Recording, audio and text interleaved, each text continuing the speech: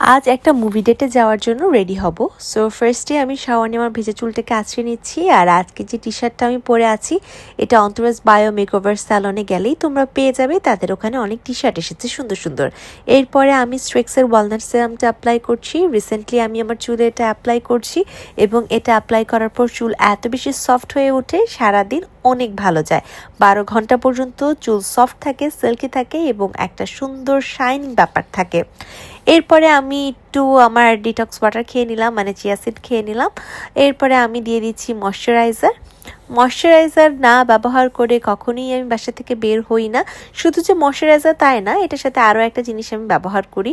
চুল অনেক বেশি ডিস্টার্ব করছে তাই একটু ব্যান্ড দিয়ে আটকে নিলাম। আরেকটা হচ্ছে সানস্ক্রিন মাস্ট। এটা আমি প্রত্যেকটা ভিডিওতে বলি এবং এটা আমি বলতেই থাকবো যেন তোমরা সবাই সানস্ক্রিন ব্যবহার করো প্রতিনিয়ত। সানস্ক্রিন ব্যবহারের পর এখন আমি যেটা করব, আমার হাতে আমি হোয়াইট সিক্রেট বডি ক্রিমটা অ্যাপ্লাই করব।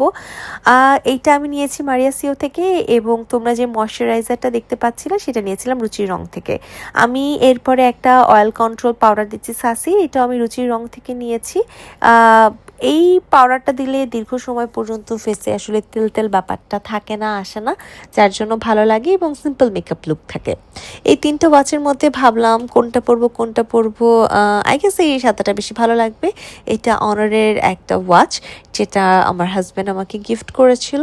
অ্যান্ড আমি রেডি, বাট লিপস্টিক না দিলে মরা লাগবে, তাই একটা সুন্দর লিপস্টিক দিলাম। আমি এই ব্যাগটা নিচ্ছি যেটা নিচ্ছি সেলিব্রেশনস থেকে এবং জুতোটা ছিল হচ্ছে ব্ল্যাক কুইনের। এরপরে আমি সব কিছু মেকআপ প্রোডাক্ট ব্যাগের মধ্যে দিয়ে নিলাম এবং আমি রেডি আমার মুভি ডেটে যাওয়ার জন্য।